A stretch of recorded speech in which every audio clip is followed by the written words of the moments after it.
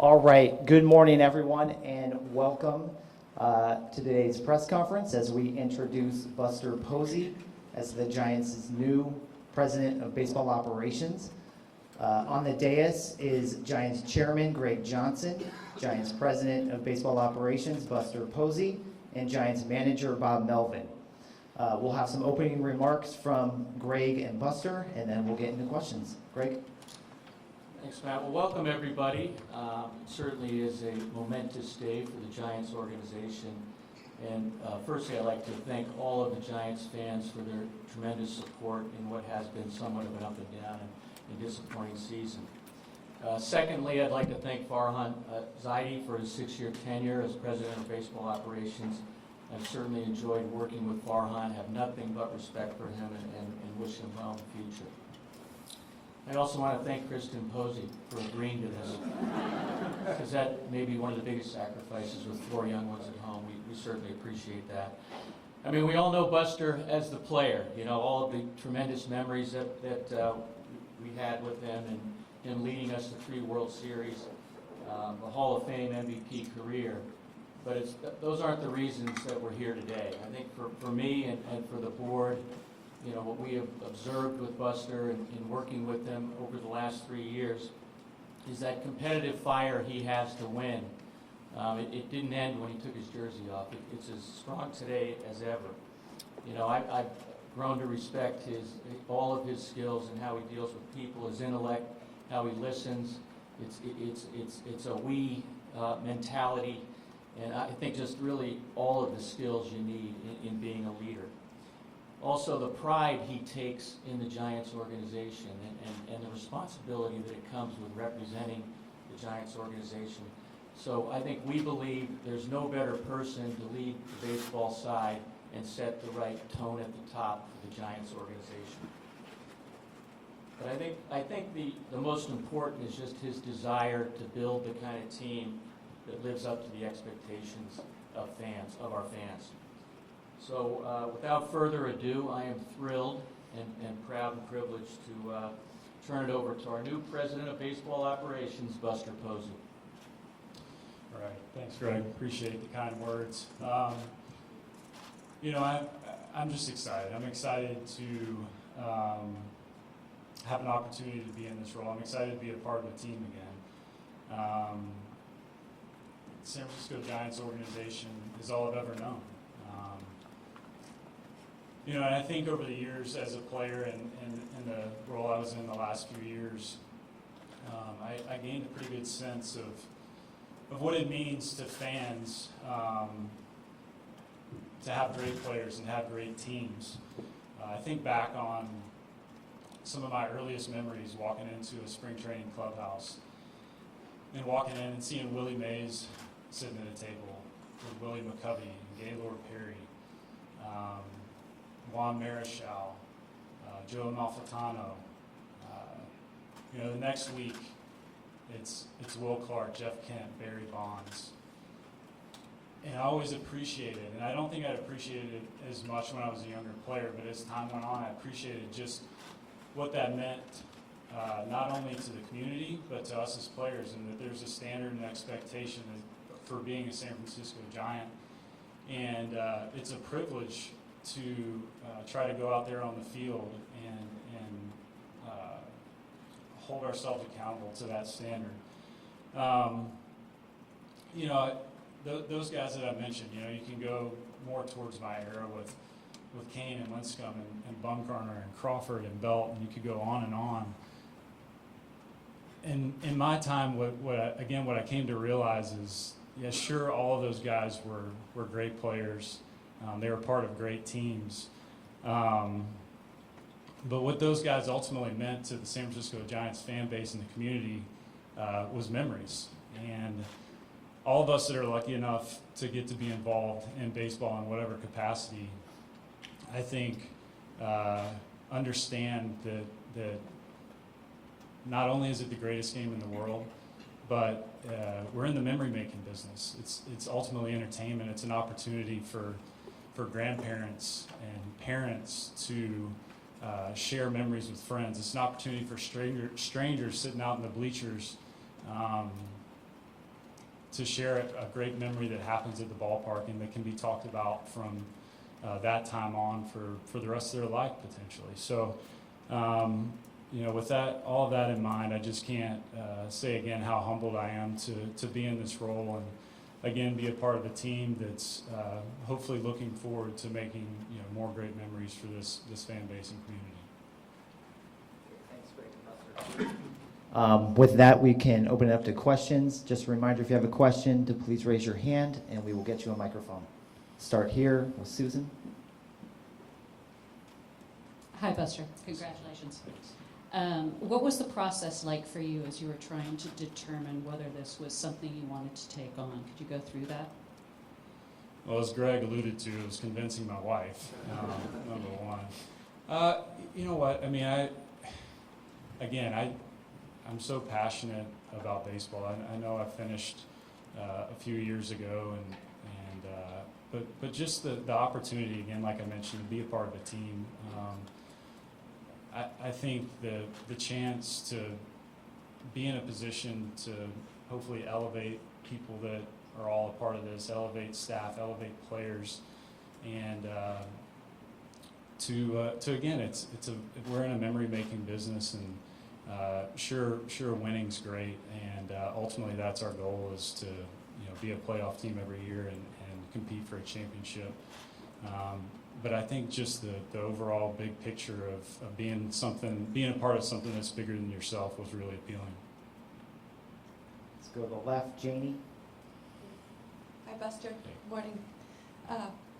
What sort of did you gain over the last couple of years doing this, doing some of this behind the scenes in terms of the business side and maybe trial and error and what worked and what didn't, and maybe a couple examples that you'll take into this position now that you're doing it every single day?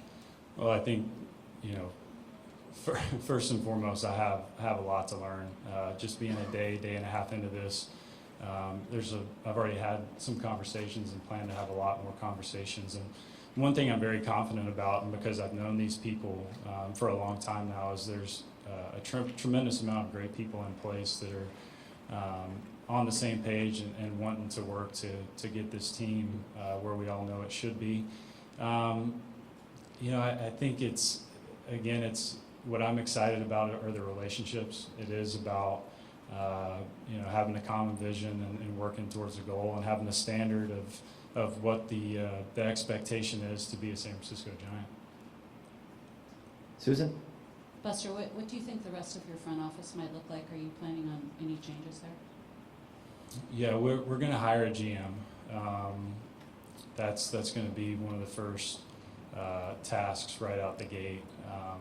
Pete's been made aware that he'll be moving off the GM role, and we'll kind of work through what some other responsibilities might look like for him. You obviously don't have a lot of experience in this kind of role. What's your response to people that discuss that, your relative lack of experience, and what that might mean for who you're looking for a GM? Yeah, it's fair. Everybody's entitled to their opinion, and again, I do think a strength of mine is that I'll be all ears and listening and taking in information from people that have been doing this for a long time, and I do think it's important that we bring in a guy or girl that's been well versed in all aspects of front office. And I would add that we have a very deep and experienced front office with people like Jeremy Shelley that could take on the job. So I think there is a nice compliment there. Let's go to the right, Mark. Hey, Buster. When did you know that a more day-to-day operations type of role might be in your future? Does it go back to when you moved your family here, or has this been more of a recent development? It's been more recent. The move back honestly had nothing to do with what my future might look like with the Giants, which I think for us makes it all the more special, because it truly was a move back because we enjoy this area and we enjoy the friends that we've made in this area. And I think just over the last few weeks, months, we've been kind of talking through some different scenarios, and that's where we landed. Let's go to the back left, Tim. Buster, just give us a sense what your general philosophy is going to be. I mean, are you going to use analytics in a significant way? Are you going to, you have an analytics staff. Is that something you want to push forward? And what just generally are you going to look for out of your club?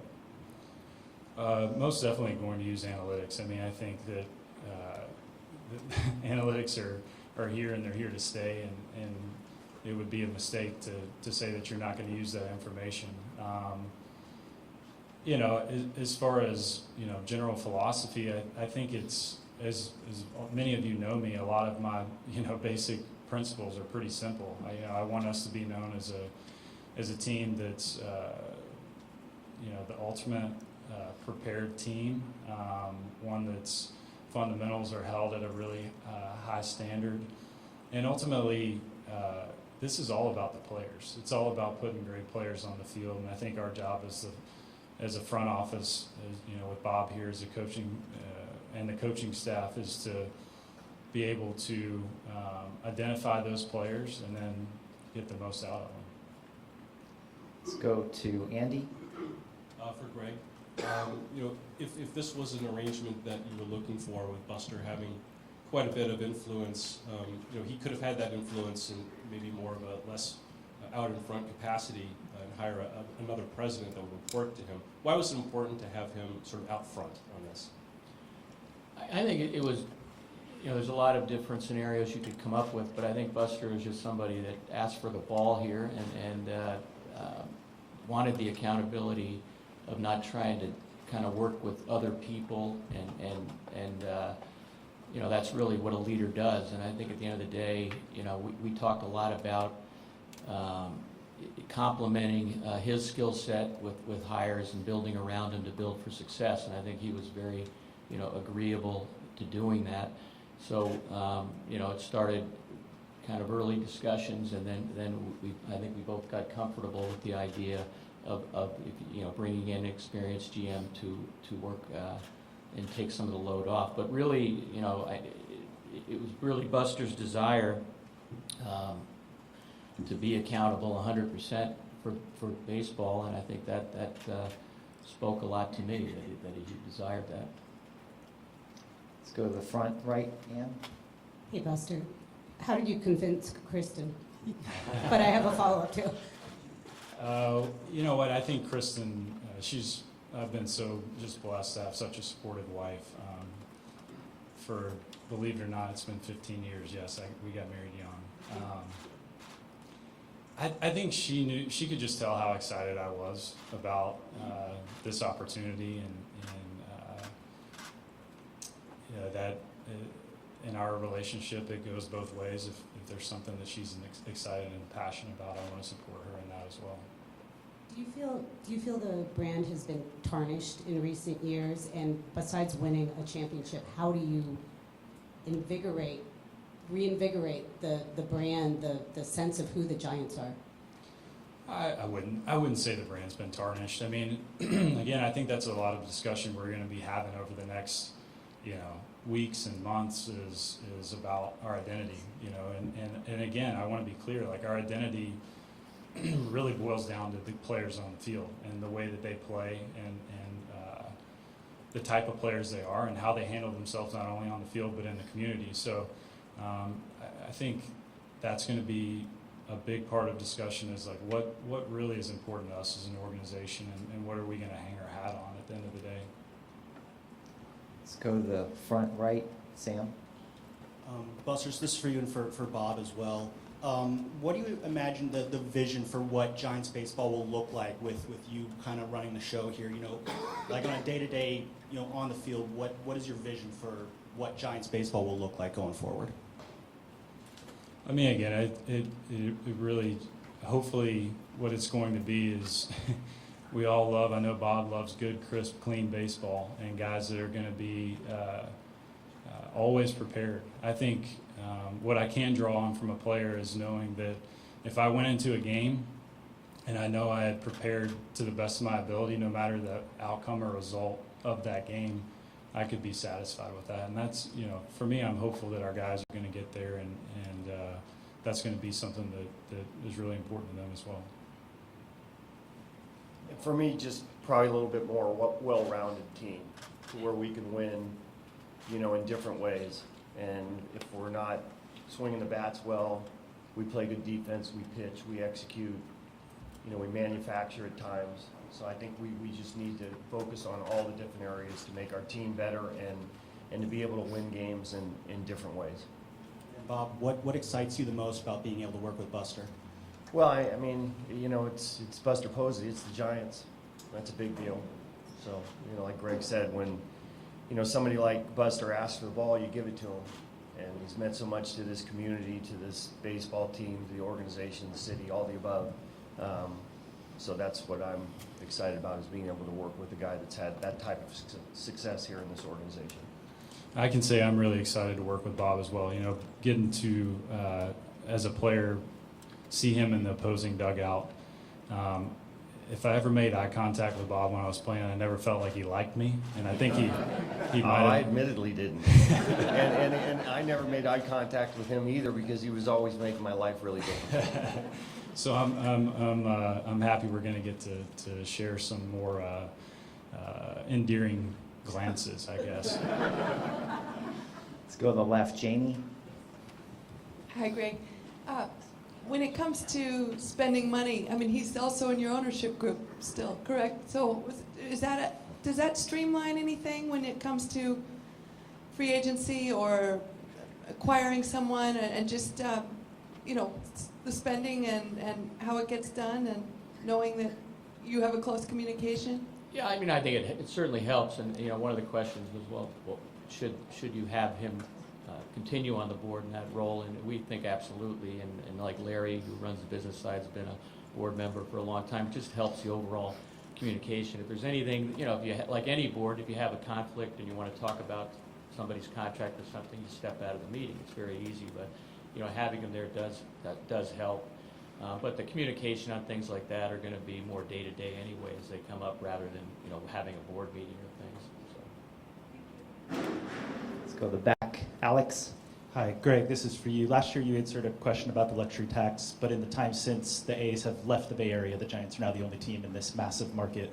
Do you expect the franchise to be a perennial luxury tax paying team going forward, or near there? Yeah, I mean, I think it's the same answer we had last year, that we're opportunistic, we're strategic, we don't set a number every year. We look at what we need to do, and we will, like we did last year, where you had a couple of good players available at the end, you went over the luxury tax. So I think it's just, we will do it if we have to, and we will spend what we need to put a winning team on the field. Let's go to the back, John. Yeah, first, congrats, Buster. Thanks, Sean. A year ago at this same stage, when Bob was introduced, Farhan said that Bob had a 3-year contract, and as we found out, it was actually a 2-year guarantee. Just wondered about if there will be better transparency, and do you have terms, Buster, or as an owner, or are you just in it for as long as you want to do it? Are there years involved? Yeah, and, I mean, and as well, will Bob have any kind of extension, or will he go into next year as a lame duck? Yeah, one, I'm not sure transparency is required for discussing contracts anyway, because I think they get in the way of running a team during the year, and a lot of questions that come up that are very disruptive. So, you know, Buster does have a 3-year deal with no contingencies or anything. But my view is, I've had this debate and discussion, is whether any contracts with, whether it's your manager or head of baseball, should be public, because I think it doesn't serve the team very well to raise questions during the year. So that's something that we would consider. But, you know, as far as the transparency goes, I think we were as transparent as we needed to be on that. And Bob's contract situation, will there be an extension, or will he go in next season as? That's for Buster. Well, that's who I'm asking. You know, look, again, this is day 2 for me.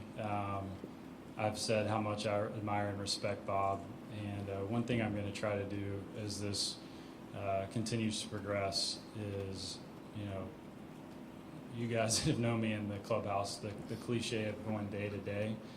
It's going to apply to this as well, and again, I'm excited about working with Bob. There's not many managers, active managers, that have the track record that he does, and from my experience talking to numerous players while I was playing and then post-playing, to a man, everybody loves playing for Bob Nolan. And just one more. Farhan, earlier this month, let go of 4 scouts. And will you bring those back? And you mentioned that analytics are here to stay, but what will the balance be, if at all? Because, last year, this past year, and throughout Farhan's time, it was mostly new school, not much old school. And do you want a better balance? And what about scouts? Yeah, again, for me, it's understanding where people are, what people are doing. I will say, from a scouting perspective, I value scouts very much so. I look to Brian Sabian and his scouting background, and as much as anything, whomever is working in the Giants organization as a scout, if you're a scout, if you're a trainer or a strength coach in rookie ball, my goal is for those people to be empowered and understand what they're doing on the ground is extremely significant for what we're trying to accomplish here at the big league level. So can I give you an exact answer right now? I can't. Let's go to the back left, Brian. Hey guys, all three. Congratulations, Buster, and we'll look forward to talking to you. This morning on KMBR, we had sound from September 2022 when you were joining the ownership, and you said, "I'm not here to get involved in the front office day to day." And here we are. So something changed. So what changed? What did you see that you didn't like that made you ask for the ball? Well, again, I think it goes back to my opening statements that I've seen what great players and what great teams can mean to this community. And so to have an opportunity to be a part of a team that supports the ultimate team that's out there on the field was just really appealing.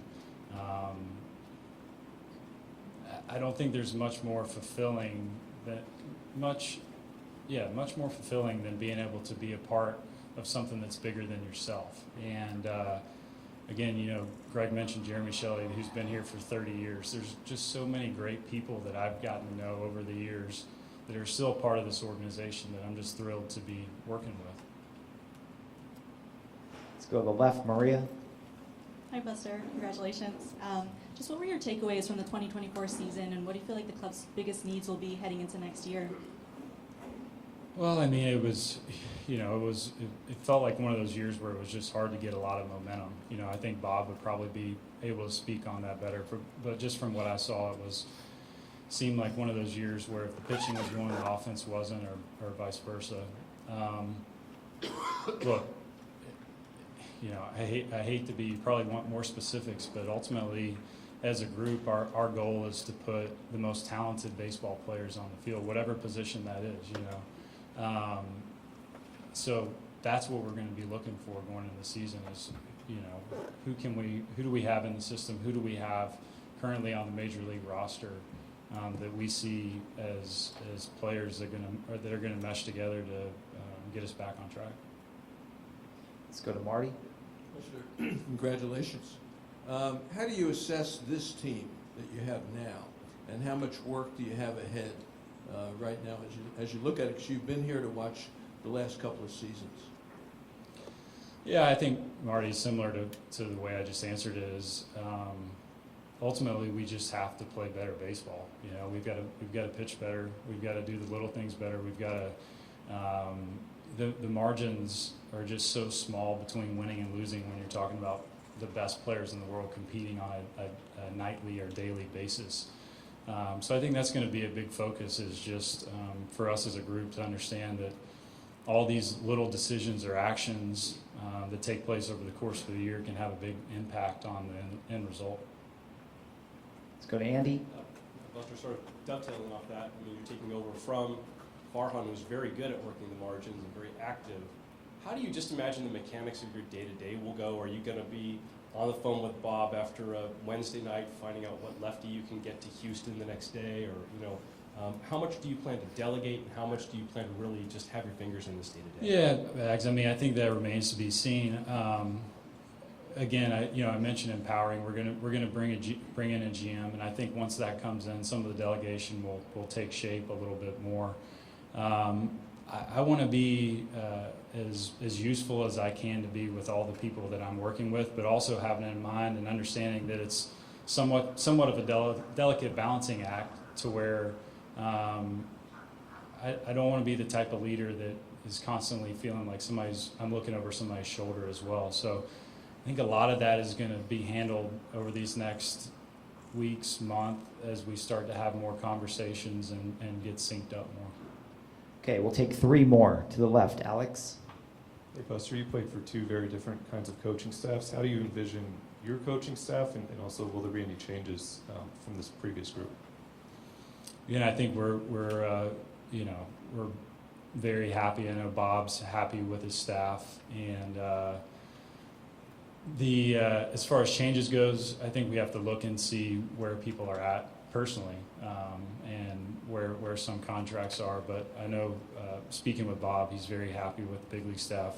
Obviously, you've got guys on that staff with a great track record that I think that players can identify with really well. And there's a nice mix of some younger people in there as well.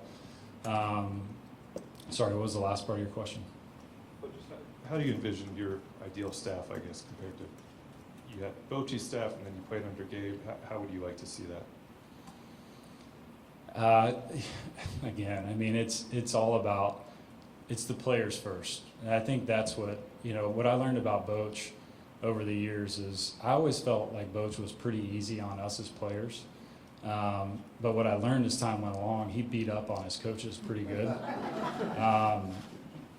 And I think, again, from my experience with Boch and Sabes and talking with Bob, is the understanding that ultimately your job is a supporting role, right? Our job in the front office is a supporting role. Our job, their job as a coaching staff is a supporting role. So, I mentioned a balancing act and a fine line to Bags on another question, but I think one of the challenges is going to be, with all the information we have now, is going to each player, and a lot of this does fall on the coach, is how much information can you give that player before it's too much, before it's diminished returns, and understanding that this guy's not exactly like the guy sitting right next to him in the locker. I think that's in today's game, that's a big part of preparing for the game, whereas early on in my career, that really wasn't a big part of the game. So we want guys ultimately to, when I say guys, the guys on the field that are out there every single night and day, to be accountable for their own careers. And I do think we live in our this day and age in our baseball world where there is so much information that it's easy sometimes to shift blame for one reason or another. And ultimately, I do hope to have a group of guys that no matter what, they can be accountable for their own selves and careers on the field. Susan? Buster, obviously a big part of this job is dealing with free agents, and I know you can't talk about potential free agents until the season's over and that period begins, but you guys have a pretty prominent free agent of your own. What are your thoughts on Blake Snell and potentially bringing him back? When might you start talks? I mean, Blake's one of the premier starting pitchers in the big leagues, has been for a while, and the run he went on the last 12 or 14 starts, I think I saw a quote from Bob, it was really like nothing you'd ever seen. So he's obviously somebody that's going to be a priority for us to take a hard look at and make a decision as a group. Last one to Justice. Hey Buster, as far as looking for a GM, what are some of the ideal traits that you look for? And given that free agency is roughly a month away, what's your ideal timetable as far as hiring a GM? Yeah, to answer the back end of that first, I mean, I think it's right away. I think we get going on this right away and get some potential candidates in and get interviews going. As far as qualities, I mean, I want a leader. I want a servant leader. I want somebody that, again, is going to empower the people that are working with them and for them. Ideally somebody that does have somewhat of a scouting background, I think will be important for me as well. And again, having in mind that today's game is so much about meshing what your eyes see and your instincts are with what the data is telling you. Okay, that will conclude today's press conference. Thank you guys so much for attending, and Buster, congratulations.